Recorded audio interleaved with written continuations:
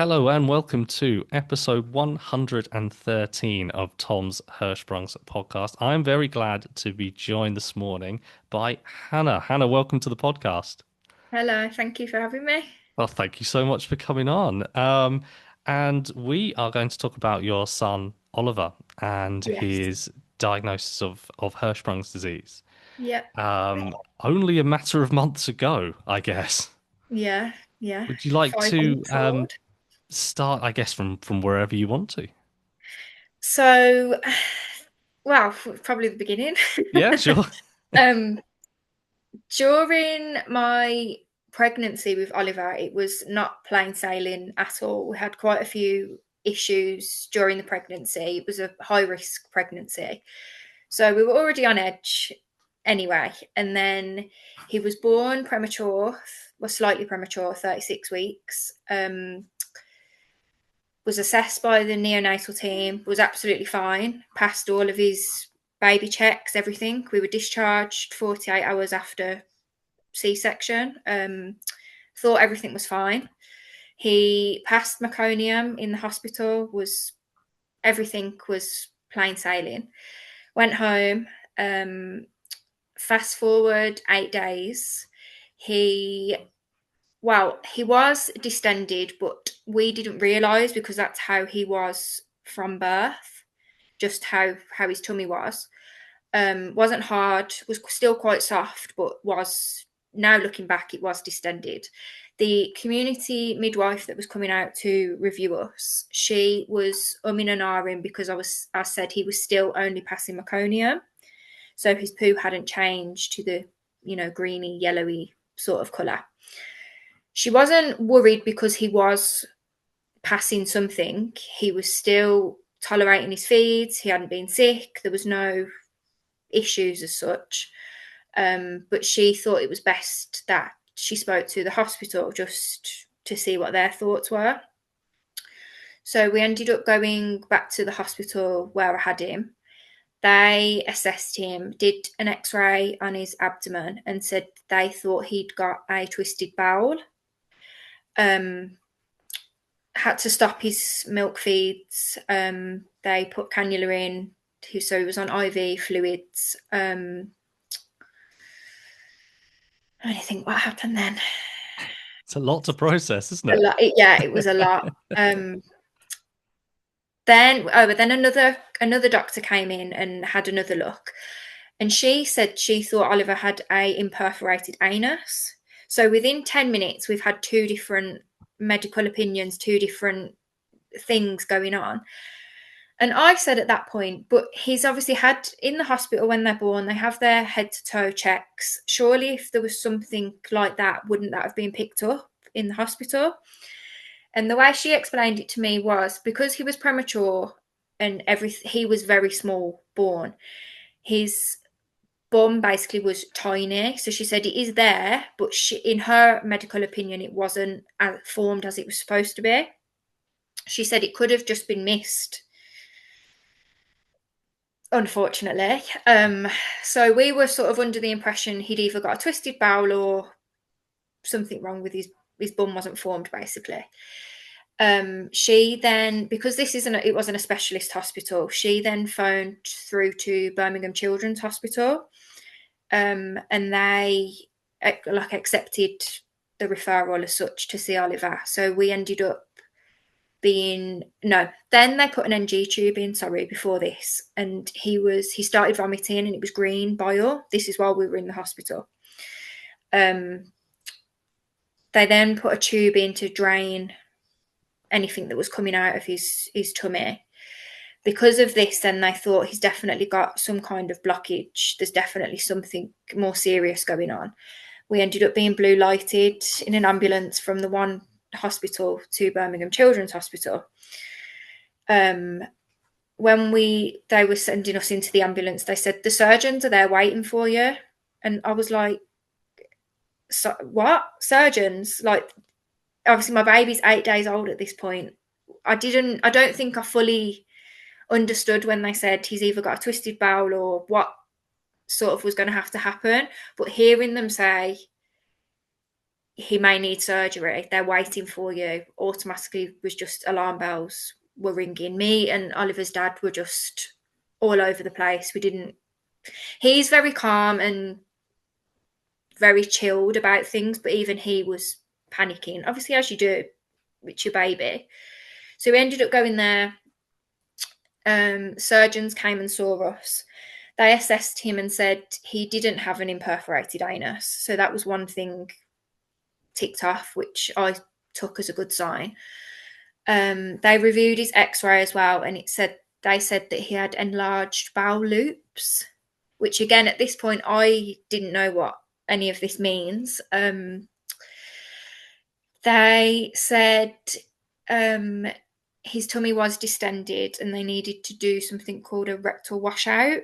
Again, this is all just new to me. I have no idea really what they're talking about. We're doing some bloods on him as well. And I said, well, when's this going to be done? And they said, well, right now.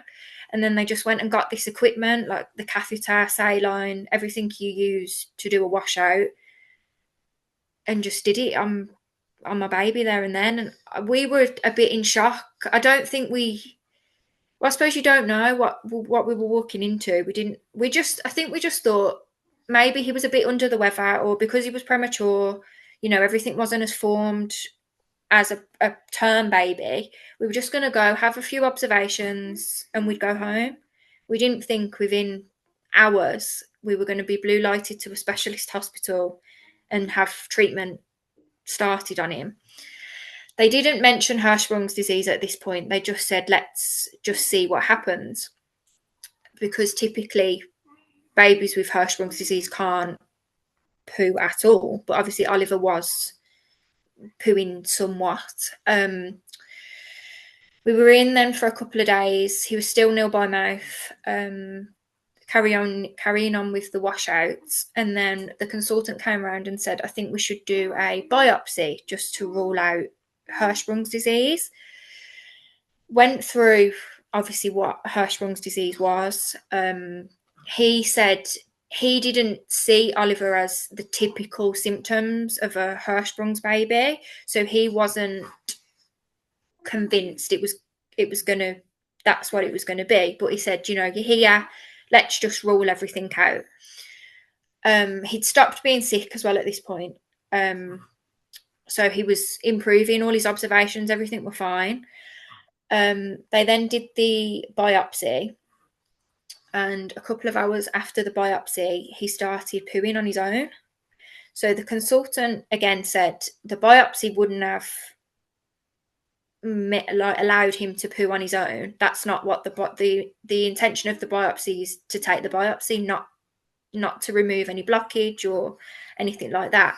So the nursing staff, the consultant, we were all like, this is great, like he's obviously had some kind of a blockage, it's worked its way out, we're on the way home. We're in again still for a few days because he said, I don't want to just send you home just in case. But he was tolerating his milk then at this point. There was no sick, he was pooing, everything was great.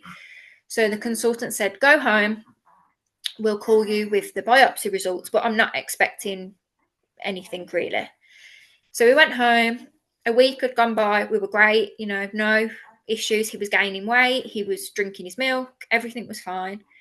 And then I get a call from the hospital saying, well, it wasn't the consultant, it was a different doctor, saying, we've had some of the biopsy results back, not all of them, just some of them, but your consultant would like to discuss them in person with you. And as soon as she said that, my alarm bell started ringing again, and I just thought, if it was nothing, they'd just phone me and say, or send me a letter and say, all clear. So straight away I knew there was something. But when I said, I said on the phone, is it Hirschsprung's disease? And she said, oh, we haven't had the full results back yet. Can you just make your way up to the hospital? So we ended up going to the hospital. Our consultant came in. On the night. He'd came in from home, especially to come and talk to us. And I said, just tell me. I said, just tell me what's going on. And he said, yeah, Oliver has got Hirschsprung's disease. He said, I didn't want to get the other doctor to tell you over the phone. He said, I don't think it was the right thing to discuss this kind of thing over the phone. And he wanted to tell us in person, which I thought was really, really nice that, he wanted to sit and let us ask our questions and everything. So again, we were admitted again into the hospital, on the surgical neonatal ward. We then had to have our training for washouts because us as parents hadn't had the training before because they were all under the impression we weren't going to need it in the long term. So they gave us a training log, and within 2 days we'd been fully trained on doing washouts at home, irrigations, how to do a flatus tube, what to do if he becomes distended, turned into very medical very, very quickly. We Once we'd been signed off from the training, we then went home awaiting surgery date. Because Oliver was small as well and premature, they said they wanted to wait until he was a little bit bigger to do his surgery. Um,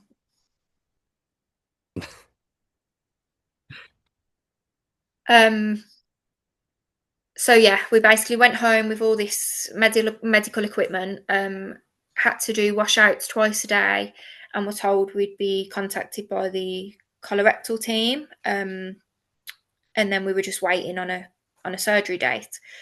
So this was October time, so he was about a month old at this point. We'd spent more time in the hospital than we had at home. The colorectal team then phoned us, I'd say a couple of days after we were officially discharged, just to say, like, we're your first port of call. We're here on hand if you have any questions, if you need any support. And then they were going to check in with us once a week just to see how we were getting on, doing his washouts, how Oliver was doing. They were updating us on when he was going to have his surgery. We then got a phone call, I think it was the end of October, just a routine to check in from the colorectal team saying that we'd got a surgery date, which was the 1st of December. So we knew it was coming, but for them to actually say, okay, your baby's got to have a general anaesthetic, it's major surgery, he could be in theatre for 8 hours, it was a lot to process. But obviously we knew it needed to be done. So then we were just on the countdown basically for surgery, went for like his pre-op and everything. Then nothing really happened. Obviously we carried on with his washouts. He was fine. Got to surgery date, so 1st of December. He was in theatre for about 6.5 hours, and it was the longest day ever. It was horrible, just waiting around. I mean, the nurse that was looking after me and Kyle, Oliver's dad, he was lovely. He just kept coming in saying, go for a walk. Do you want a tea and coffee? Just try and do things to keep us occupied. Which obviously we did, but you still just sat really waiting. Then obviously he came round from the anaesthetic. We went down to recovery to see him. And as soon as he saw us, he started smiling. I mean, he's only literally just 3 months at this point, and he's beaming smile. And the anaesthetist said he hasn't smiled. He's just been really straight faced. And then he saw me and his dad, and he was just beaming smile. So that was nice in like a sad, awful situation. That was nice to see. Then went on to the ward. They explained to us before surgery that we might need like a central line and might not be able to be fed and might be on a like morphine drip and basically worst case scenarios. Oliver had none of that. He was recovering really well, so we were able to give him a bottle straight away. Tolerated his milk. He had pain relief, but he wasn't on a drip. Didn't have to have a feeding tube, anything. So the nurse on the ward had set everything up and didn't need it. And we were all quite shocked at how well he was doing. We were in hospital then for 4 days post surgery. And because he'd recovered that well, they said we could go home, whereas we were supposed to be in for around a week, 10 days. So everything was great at this point. We thought, yeah, he's had his surgery, we're on the up, basically. Go home. Then we had to go back 3 weeks later, which was Christmas Eve, for them to just review how he was getting on, check the join they'd made during his surgery. When they assessed him, the join they felt was too tight. So we then had to try and do dilations, which again wasn't really prepared for. Wasn't a nice experience really to see, but again, we know it needed doing. When they were doing the dilations, they got to, I think it was size 12, I think it was, and they like to go up to 15, they said, and they couldn't get up any more than the 12. So we then had to go back the following week, which was New Year's Eve, for them to, I know, for them to try and do it again. So they tried again and said that it felt better, which was obviously positive. But they still weren't overly happy, so wanted to review him again 2 weeks later. So he was pooing and everything on his own at this point, but seemed like he was very in pain with it. But they said obviously he hasn't been pooing on his own. It almost is like burning him, and he'd get used to it. Then we went for another review, and they said they thought everything was fine, and we'd just be seen every couple of weeks or so. We'll have phone calls just to see how he was getting on. So we're about middle of January at this point. Oliver stops pooing, starts being sick, becomes distended again. He was very nasally and like congested, so I thought he's just got a cold, he's a bit under the weather. Comparing him to my older two children who haven't got Hirschsprung's disease, if it was them, I'd have just said, they're under the weather, they've got a bit of a cold, they'll be okay in a few days. But because of his condition, I thought, no, something is wrong. So we went straight to A&E at the Children's Hospital. Was reviewed again by the surgical team, said he'd got Hirschsprung's enterocolitis, which obviously is an infection. So he again had to stop his milk feeds. We were admitted, IV, fluids, antibiotics, back to doing washouts again.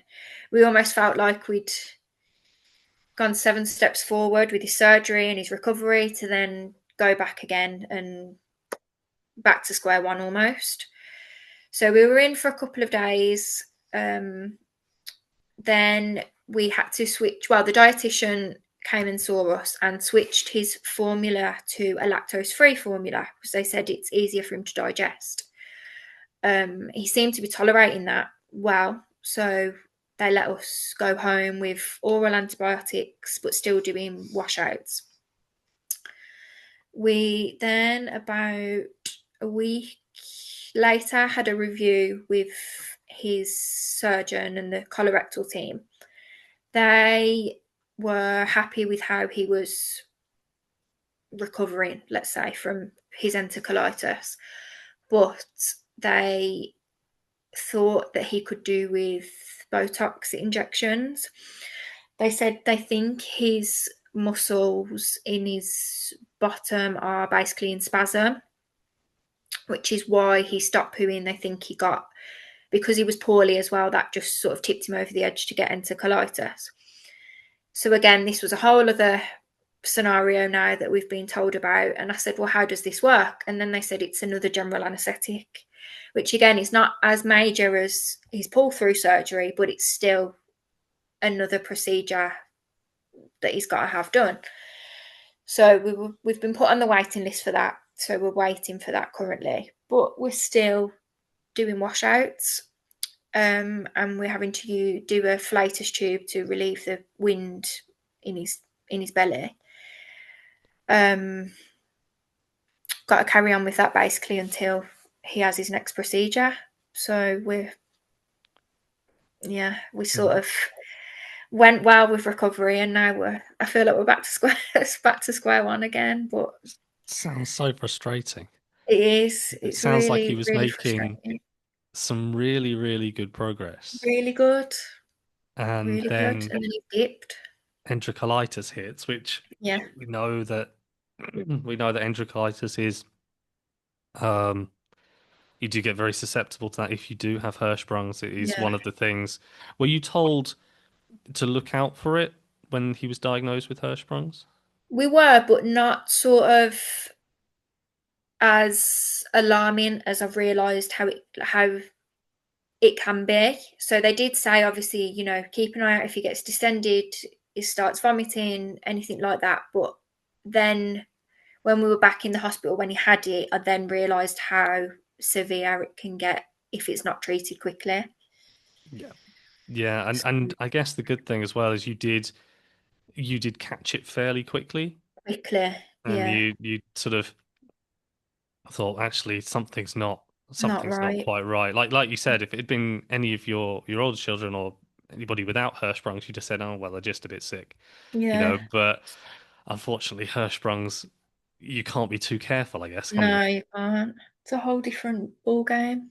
It certainly is. It certainly is. And it's interesting you say, just sort of going back to the start, that he did pass meconium, Mm, and so but then still presented a lot of the typical symptoms yeah, like the vomiting, the green bile, yeah, and all of that stuff. So yeah. it's so difficult because it's not the same for everyone, is it? Which I No, guess is the really frustrating it bit. is. It's really, really frustrating. And again, like with this, it's not really something that anybody's heard of. I'd never heard of it. And when they said how rare like Hirschsprung's is, obviously you start googling things, don't you? And then you see that there is other people that have had it, and there's like groups on Facebook and things where other families. But at the time, you just think, what have we done? What has my baby done to be diagnosed with such a rare condition?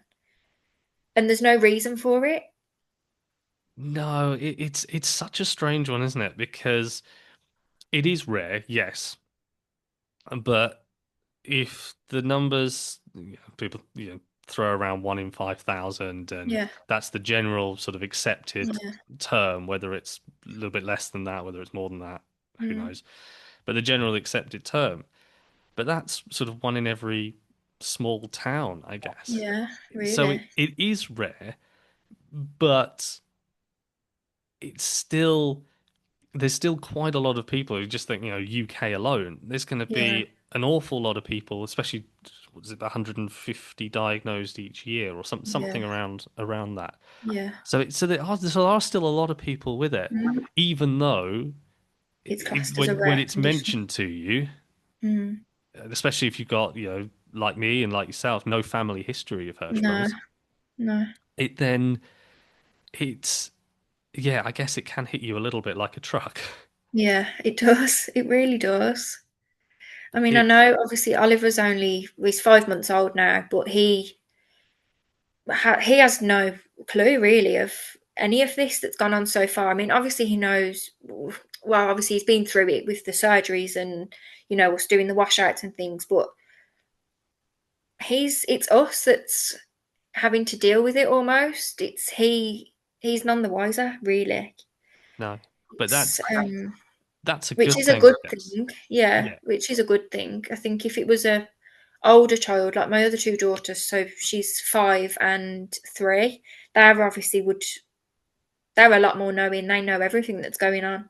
I think it'd be a lot more difficult if it was like one of those them being diagnosed now, rather than Oliver as a baby. Yeah.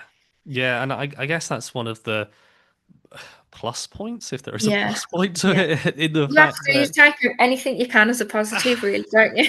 absolutely. Um, but I guess that's one of the plus points about when we are diagnosed with Hirschsprungs more often than not. And again, it's not the same in everyone because I know there are people who've been diagnosed in their 20s with Yeah. Hirschsprungs. So it's not the same for everyone, but a lot of us are diagnosed within the first 48 hours. And I guess that's another point I was going to come to, that I guess Oliver was quite late to be diagnosed. Yeah. Well, yeah, we went in. By the time we had the biopsy results, he was coming up to a month old when he was officially diagnosed. Yeah, that's, I mean, if you take sort of your average is 48 hours, 40 hours. give or take. So Mm. that's quite that's quite late, I guess, to Yeah. be diagnosed. But was it? I know, obviously, you got the phone call, and when they say coming to the hospital, Yeah. they're not just coming in for a nice chat, are they? No. Um, but was it a relief to go, okay, well, he hasn't got a twisted bowel, he hasn't got any sort of other, because he's got Hirschsprungs. Was that a relief, or was that kind of, oh no, I don't know what the future holds now? Um, I think it was a relief in a way because I knew in my gut something wasn't right. This is going to sound probably really strange, but from the minute I found out I was pregnant with Oliver, I felt something wasn't right with him. Obviously, I didn't know it was going to be anything like this, and obviously, Hirschsprung's is present in the first trimester of pregnancy.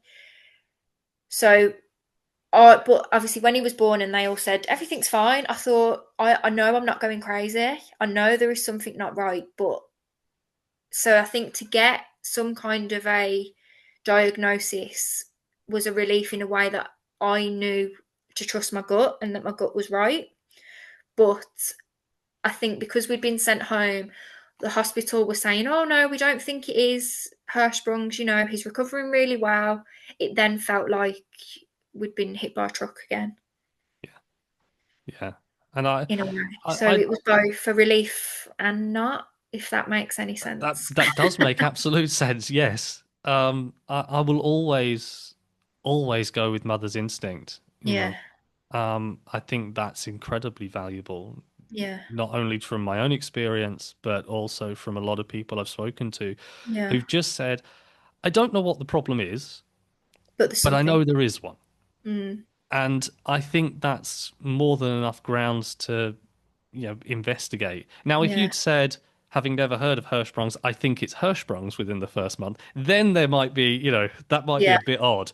yeah, Um, but I'll always back mother's instinct. yeah. I Always. mean, the hospital, when we went in, when he was diagnosed with enterocolitis, the doctor that reviewed him then said, I said, I can just tell that something's different with my baby.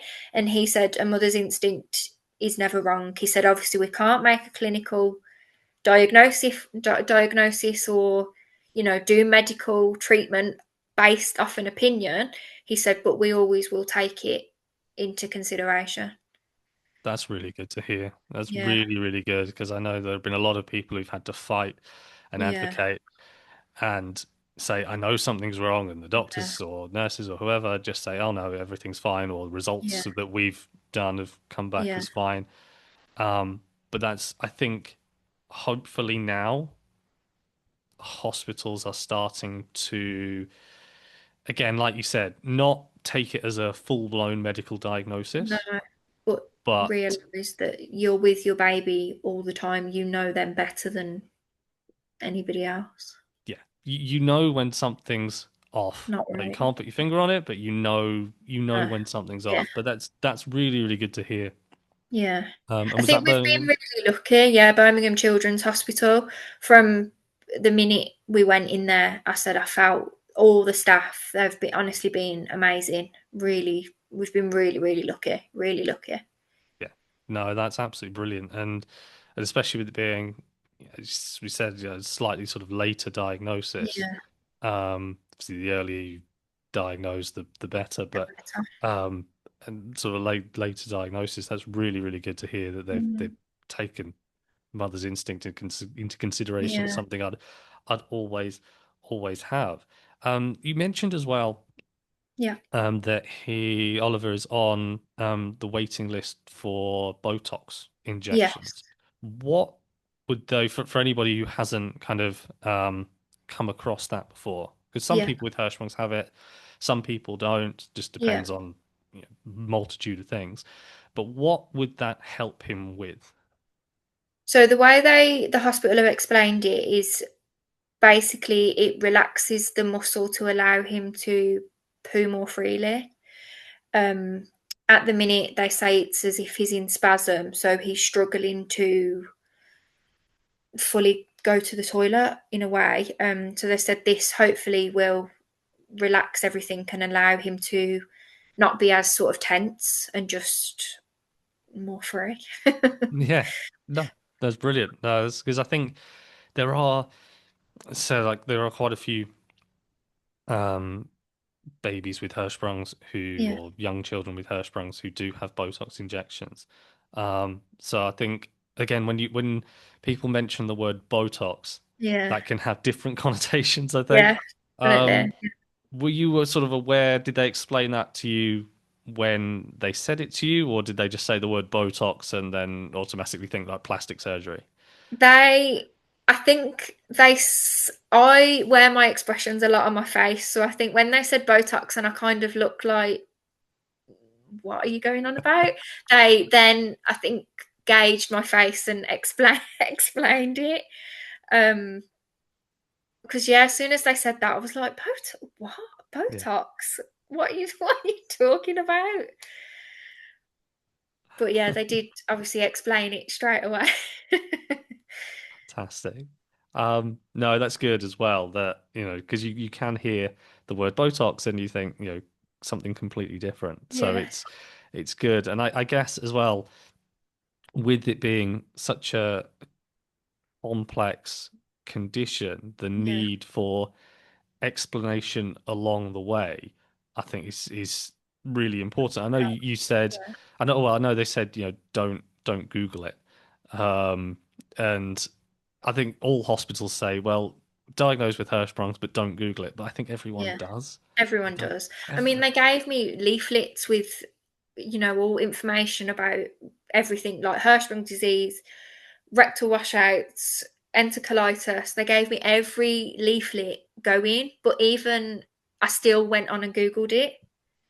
Yeah, yeah. I mean, But I think that's just a natural reaction to I do. think it is as well because I guess at the end of the day, what you want is the knowledge. Yeah, Knowledge is power, essentially. yeah, So cool. what you want is to be able to know as much as you can know.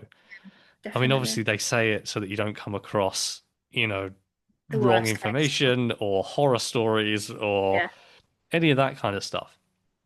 But I don't see, and I know why they say it, but I don't see anything wrong with knowing more because at the end of the yeah, day, you want to do everything you can to help your baby, yeah, of course. and knowing as much as you can know, I guess is the best way forward, isn't Yeah, it? I agree. Definitely. But it's yeah, so I think that's I know it's difficult not to sit there and Google and find everything out about it, Yeah, but it's yeah, I think knowing more about the condition is definitely a good thing. yeah, definitely. Um, and I know you mentioned the enterocolitis Yeah, episode in January, which is actually only a month ago. I'd yeah. say, well, everything's moving so fast. So fast, I know. Um, but in terms of how long did that take to kind of get out of his system? Um, we were in the hospital for 2 or 3 days, and then we carried on with the antibiotics for another week after that. So probably we're on about day 10 by now. Then we were reviewed at the hospital. Probably I'd say about 2 weeks all in all for them to review him again and say, okay, he seems okay. But obviously, we're still doing washouts now. So it's as if the infection has gone, but we're still treating it in a way. Yeah, it's I guess it's one of those where as soon as you have it, you don't necessarily forget it. You just Yeah. kind of think, right. we're going to do everything we can to make Keep it sure at that it bay. never comes back. Yeah, Um, yeah, so if we move on to kind of the future, yeah. and I guess it must seem, 5 months ago must seem an absolute lifetime ago. It does, yeah, it does in a way. Um, and all the things that you have to learn, and I know I say this a lot, but all the things you have to learn within such a short space of time is unbelievable. But like we were Yeah. we were chatting before we started recording, you don't have a choice, I guess. No, you don't. You have to just do whatever you have to do to help your baby feel better, and you whether you want to do it or not, that all goes out the window because you have to do it as a parent. Yeah, absolutely, absolutely, and on to the future as well. Yeah. Um, what is sort of the future, both kind of medically, as far as you know, for Oliver, and sort of non-medically, what do you hope for the future for him? Um, I mean, well, next month obviously we're coming up to weaning him, like starting solids, which I am really anxious about.